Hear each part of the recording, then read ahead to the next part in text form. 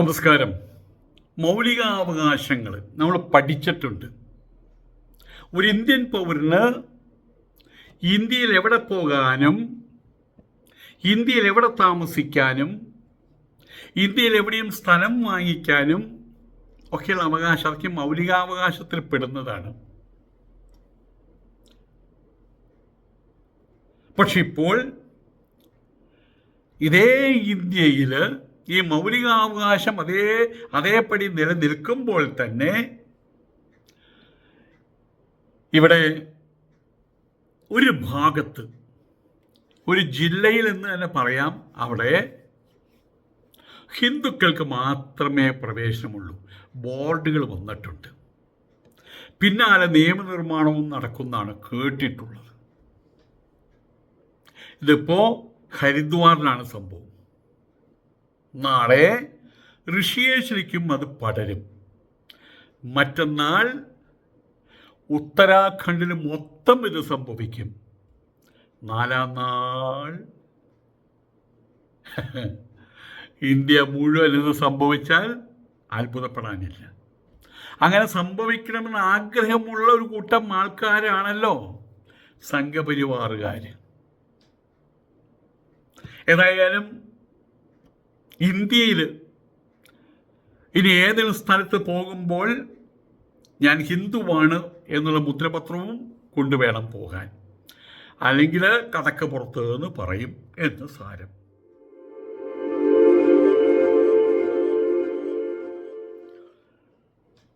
ഗംഗ ഭൂമിയിലേക്ക് പതിക്കുന്ന ഇടമാണ് ഹരിദ്വാർ. അതുവരെ ഗംഗ കുത്തി ഒഴുകും, മേലേന്ന് ചാടി ചാടി കുത്തി ഒഴുകുന്ന അവസ്ഥയാണ് ഋഷികേശിൻ്റെ തുടക്കം വരെയുള്ളത്. ഹരിദ്വാറിലെത്തുമ്പോൾ പരന്ന തലത്തിലെത്തി. അവിടെയാണ് ഗംഗ ഭൂമിയെ സ്പർശിക്കുന്നതെന്നാണ് പറയുക. അവിടെ ഗംഗയ്ക്ക് 3-4 കിലോമീറ്റർ നീളമൊക്കെ ഉണ്ട് കേട്ടോ, വീതിയുണ്ട് കേട്ടോ. അതൊരു തീർത്ഥ കേന്ദ്രമാണ്. കുംഭമേള 12 വർഷത്തിലൊക്കെ നടക്കുന്ന സ്ഥലമാണ്. ഇപ്പോൾ ഇവിടെ അർദ്ധകുംഭമേള നടക്കാൻ പോവുകയാണ്. ഭാരതത്തിലെ എല്ലാ സന്യാസിമാരും അവിടെ എത്തും. അതിൻ്റെ തീരത്ത് ഒരാശ്രമത്തിലാണ് അനേകകാലം ഞാൻ താമസിച്ചത്, പഠനങ്ങളൊക്കെ ആയിട്ട്. അവിടെ എന്നും വൈകുന്നേരം ഹർ കി പൗഡി എന്ന് പറയും, ചിലർ ഹർ പൗഡി എന്ന് പറയും. അവിടെ ആരതി നടത്തും. നമ്മൾ ഗൂഗിളിൽ തപ്പിയിട്ട് ഗംഗ ആരതി അറ്റ് ഹരിദ്വാർ എന്ന് കാണിച്ചാൽ മതി, അവിടെ കാണാൻ പറ്റും. അതെന്നുമുള്ളൊരു കാര്യമാണ്. വലുതായ രൂപത്തിൽ ആളുകൾ ആകർഷിക്കുന്നൊരു കാര്യമാണത്. അതേ സമയത്ത് സാധാരണ ദിവസങ്ങളിൽ 2000-3000 പേര് ആ ഒരു ഏരിയയിൽ തടിച്ചു കൂടും. അങ്ങനെ ആരാധനകൾ പലയിടത്തും നടക്കുന്നുണ്ട്. പക്ഷേ ഹർ പൗഡിയിലുള്ള ആരാധനയാണ് ഏറ്റവും വലുത്. കുട്ടികൾക്ക് വെക്കേഷൻ വരുമ്പോഴും ശനി ഞായർ സമയങ്ങളിലൊക്കെ അവിടെ കൂടുന്ന ആളുകൾ കയ്യും കണക്കുമില്ല. അകലെ നിന്ന് വേണം ഈ ആരതി കാണാൻ. അവിടെ ആർക്കും പ്രവേശനമുണ്ട്. പക്ഷേ ഇപ്പോൾ അവിടെ ഹിന്ദുക്കൾക്ക് പ്രവേശനമില്ല എന്നുള്ള ബോർഡ് വെച്ചിരിക്കുകയാണ്. അഹിന്ദു പ്രവേശ് നിഷേധ ക്ഷേത്ര എന്നാണ് ഇപ്പം അതിൻ്റെ പേര്. അഹിന്ദുക്കൾക്ക് പ്രവേശനം നിഷേധിച്ചിരിക്കുന്ന ക്ഷേത്രം അഥവാ സങ്കേതം. ഹരിദ്വാറിൽ ഏറ്റവും കൂടുതൽ തീർത്ഥാടകർ എത്തുന്ന ഘട്ടമാണത്. ഹർ കി പൗഡി. അവിടെ എല്ലാ പ്രവേശന കവാടങ്ങളിലും എഴുതി വച്ചിരിക്കുകയാണ് അഹിന്ദു പ്രവേശ് നിഷേധ ക്ഷേത്രം. ക്ഷേത്രം എന്ന് ഞാൻ ഭൂമി നടത്തുള്ളൂ കേട്ടോ, വയൽ എന്നൊക്കെ പറയും, ഇടം. ഹിന്ദുക്കളില്ലാത്തവർക്ക് പ്രവേശനം നിഷിദ്ധം എഴുതി വച്ചിരിക്കുകയാണ്.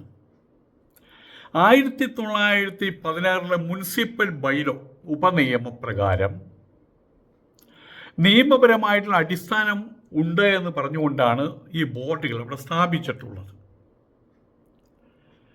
ഹർക്കി പൗഡിയുടെ മതപരവും ഭരണപരവുമായിട്ടുള്ള കാര്യങ്ങൾ നിയന്ത്രിക്കുന്നൊരു സഭയുണ്ട് അവിടെ. അത് ഹർപൗഡി നടക്കുന്ന ഹരിദ്വാറിലെ ഗംഗാ ഘട്ടത്തിന് തൊട്ട് മേലെയാണ് അവരുടെ ഓഫീസ്. അതാണ് ഗംഗാ സഭ. അവരാണ് ഈ ബോർഡുകൾ സ്ഥാപിച്ചിട്ടുള്ളത്. 1916 ഹരിദ്വാർ മുനിസിപ്പൽ ആക്ട് പ്രകാരം ഹർക്കി പൗഡി പ്രദേശത്ത് ഹിന്ദുക്കളല്ലാത്തവർ പ്രവേശിക്കുന്നത് നിയമപരമായിട്ട് അന്നേ തടഞ്ഞിട്ടുണ്ട് എന്ന് പറയുന്നു. പിന്നീട് അങ്ങനെ ഒരു തടസ്സവാദം ആരും ഉന്നയിച്ചിട്ടില്ല. അതുകൊണ്ട് അവിടെ എല്ലാവരും കയറാറുമുണ്ട്. ഹരിദ്വാറിൻ്റെ ആത്മീയ ഹൃദയമായിട്ട് കണക്കാക്കപ്പെടുന്ന ഹർക്കി പൗഡി ഗംഗാ സ്നാനത്തിനായിട്ട് ദിനം പ്രതി ആയിരക്കണക്കിന് തീർത്ഥാടകർ അവിടെ എത്തുന്നു. ഈ ആരതി നടക്കുമ്പോൾ ആരതി കണ്ടുകൊണ്ട് ഉടുത്ത വസ്ത്രമടക്കം അവിടെ മുങ്ങി വരുന്നത് ആയിരങ്ങളാണ്, പതിനായിരങ്ങളാണ്. അവിടെ അശുദ്ധിയൊന്നും വരില്ല, കാരണം ഒഴുകുന്ന വെള്ളമാണത്, കനത്ത ഒഴുക്കാണ് അവിടെ. ഈ ഗംഗ ആരതി നടത്താനും ഗംഗാ സ്നാനം നടത്താനും വേണ്ടിയിട്ട് ഗംഗയെ വഴി തിരിച്ചു വിട്ടിരിക്കുകയാണ് അവിടെ. രണ്ട് ഭാഗത്തും നിറച്ച് ചങ്ങലകൾ വന്ന് അവിടെ ഏതെങ്കിലും ഇല പോലും ഇതിനകത്തേക്ക് കടക്കാത്ത രീതിയിൽ. ഇവിടെ അറിയാതെ ആരെങ്കിലും വല്ല ബോട്ടിൽ എന്തെങ്കിലും വിട്ട് കഴിഞ്ഞാൽ അത് അവിടെ തടയും, അതെടുത്ത് മാറ്റും. അങ്ങനെ ഈ ഒരു ഏരിയ ഏകദേശം 1.5 കിലോമീറ്റർ ഏരിയ സംശുദ്ധമായിട്ട് കാത്തു സൂക്ഷിച്ചിരിക്കുകയാണ് അവിടെ ഈ ഗംഗാ സഭ. അവരാണ് ഹിന്ദുക്കളല്ലാത്തവർ അവിടെ പ്രവേശിക്കുന്നത് നിയമപരമായിട്ട് തടഞ്ഞിട്ടുള്ളത്. ഈ ഒരു നിരോധനം അവിടെ നിലനിൽക്കുന്നുണ്ടായിരുന്നു എങ്കിൽ പോലും ഇപ്പോഴാണത് പരസ്യമായിട്ട് പ്രദർശിപ്പിക്കാനുള്ളൊരു നീക്കം അവിടെ ഉണ്ടായത്, സാഹചര്യങ്ങൾ അനുകൂലമായപ്പോൾ. എന്താണ് സാഹചര്യങ്ങളുടെ ആനുകൂല്യം? സംഘപരിവാർ ഭരിക്കുന്നു. കൊളോണിയൽ കാലഘട്ടം, ആ കാലഘട്ടത്തിലുള്ള ഉപനിയമങ്ങൾക്ക് നിലവിലുള്ള ഭരണ സംവിധാനത്തിലുള്ള നിയമസാധുത, അന്ന് എഴുതി വെച്ച നിയമം ഇപ്പോൾ പ്രസക്തമാണോ, അതിനെക്കുറിച്ചുള്ള ചോദ്യങ്ങൾ ഉയരുന്നുണ്ട് അവിടെ. ഏതായാലും ഈ ഒരു നടപടിക്കെതിരെ സമാജ്വാദി പാർട്ടി ദേശീയ വക്താവ് ഫക്രുൽ ഹസൻ ചാന്ദ് രംഗത്ത് വന്നിട്ടുണ്ട്. സംഘപരിവാർ അഥവാ BJP സംഘടനകളും ഇന്ത്യയിൽ ഭിന്നിപ്പുണ്ടാക്കാൻ, മതപരമായിട്ടുള്ള ഭിന്നിപ്പുണ്ടാക്കാൻ ശ്രമിക്കുകയാണ്, അതിൻ്റെ ഭാഗമാണ് ഇത് എന്നാണ് അദ്ദേഹം കുറ്റപ്പെടുത്തുന്നത്. ഇത്തരം നീക്കങ്ങളെ ഹിന്ദു, മുസ്ലിം, സിഖ്, ക്രിസ്ത്യൻ, ബുദ്ധ, ജൈന മതവിഭാഗങ്ങൾക്കിടയിലുള്ള ഐക്യം അത് തകർക്കും എന്നുറപ്പാണ് എന്ന് അദ്ദേഹം പറയുന്നു. BJP അധികാരത്തിൽ വന്നതിന് ശേഷം ഉത്സവങ്ങൾ പോലും തർക്ക വിഷയമാറി എന്നാണ് അദ്ദേഹം എടുത്തു പറഞ്ഞിട്ടുള്ളത്. നമ്മുടെ തൃശ്ശൂർ പൂരം ഇപ്പോൾ തർക്ക വിഷയമാണല്ലോ. തൃശ്ശൂർ പൂരം ശക്തൻ തമ്പുരാൻ 224 വർഷങ്ങൾക്ക് മുമ്പ് ആരംഭിച്ചത് ഇപ്പോഴല്ലേ ആകെ അലമ്പായത്. അതുവരെ ഈ പ്രശ്നം ഉണ്ടായിരുന്നില്ലല്ലോ. എന്തുകൊണ്ടാണ് BJPയും അവരുടെ അനുബന്ധ സംഘടനകളും ജനങ്ങൾ ഒരുമിച്ച് സന്തോഷത്തോടു കൂടിയിട്ട് ഉത്സവങ്ങൾ, ആഘോഷങ്ങൾ നടത്തുന്നതിനെയോ അവർ ഐക്യത്തോടു കൂടി മതേതര ഭാവനയോട് കൂടിയിട്ട് ജീവിക്കുന്നതിനെയോ തടസ്സപ്പെടുത്തുന്നത്, അഥവാ ഭയപ്പെടുത്തുന്നത്, അഥവാ അവർക്ക് ഭയം? എന്താണ് ഇതിൻ്റെ അടിസ്ഥാനം എന്നാണ് അദ്ദേഹം ചോദിക്കുന്നത്. ഈ സമാജ്വാദി പാർട്ടി ദേശീയ വക്താവ് ഫക്രുൽ ഹസൻ ചാന്ദ് ചോദിക്കുന്നത്. ഇത് വോട്ട് ബാങ്ക് രാഷ്ട്രീയത്തിൻ്റെ ഭാഗമാണ്. ഹിന്ദുക്കൾക്ക് നിലനിൽക്കണമെങ്കിൽ BJPയോട് ഒട്ടിച്ചേർന്ന് നിൽക്കണം. അതിൽ ഹിന്ദുക്കളെ ആക്രമിക്കാൻ ആ മതവിഭാഗവും ഈ മതവിഭാഗവും വരികയാണ്. ഇങ്ങനൊരു ബോധതലം സൃഷ്ടിക്കുന്നതിൻ്റെ ഭാഗമായിട്ടാണ് ഇതൊക്കെ ചെയ്യുന്നതെന്ന് അദ്ദേഹം പറഞ്ഞു.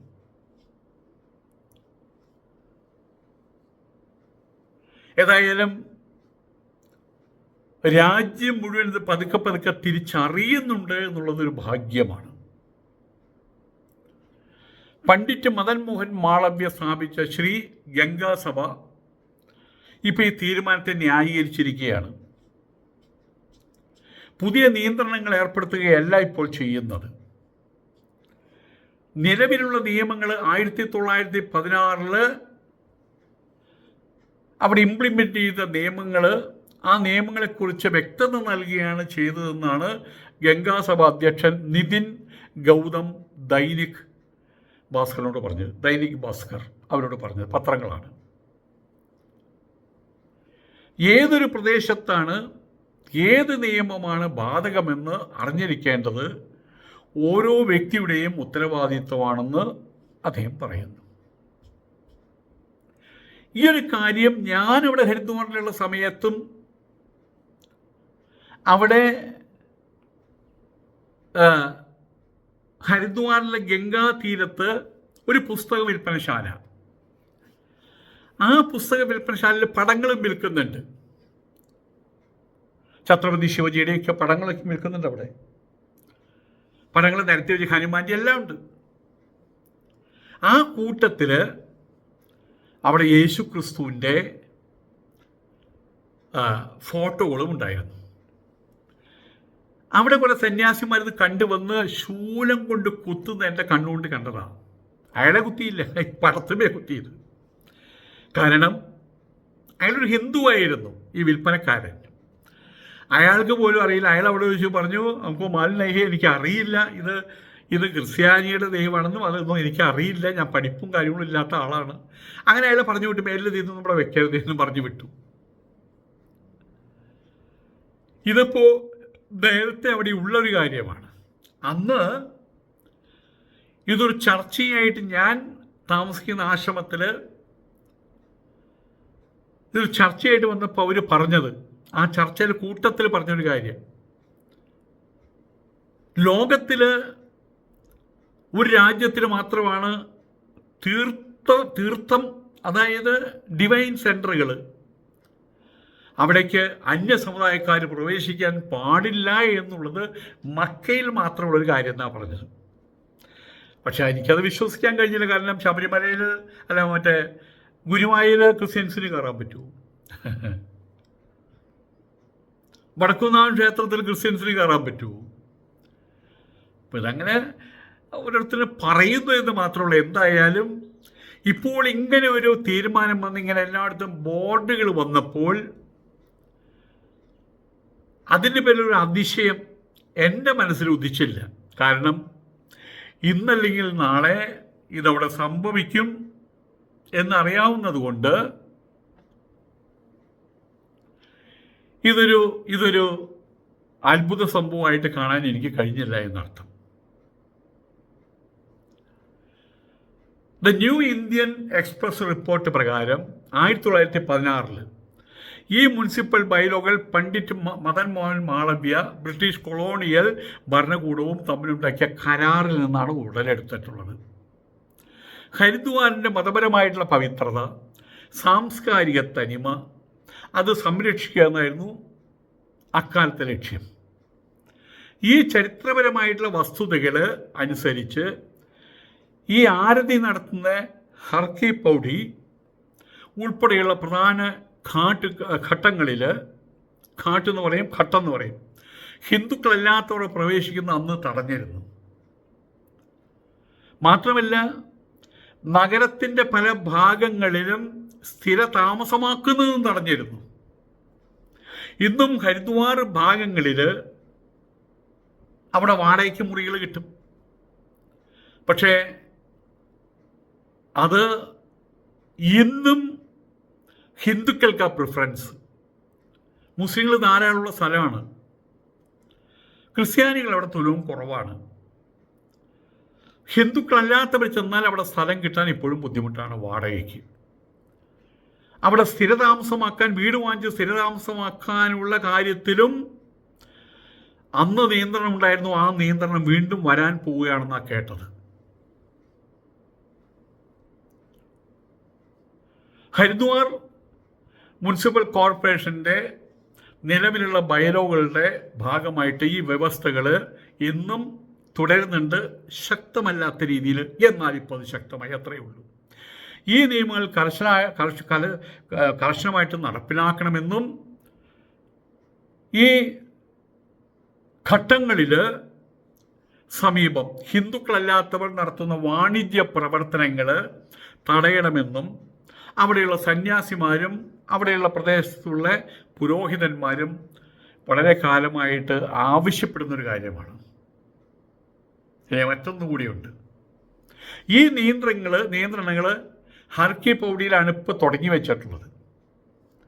അതവിടെ മാത്രമായിട്ട് ഒതുക്കരുത് എന്നാണിപ്പോൾ ആധ്യാത്മിക ആചാര്യന്മാരും മറ്റുള്ള പുരോഹിതന്മാരും എല്ലാവരും പറയുന്നത്.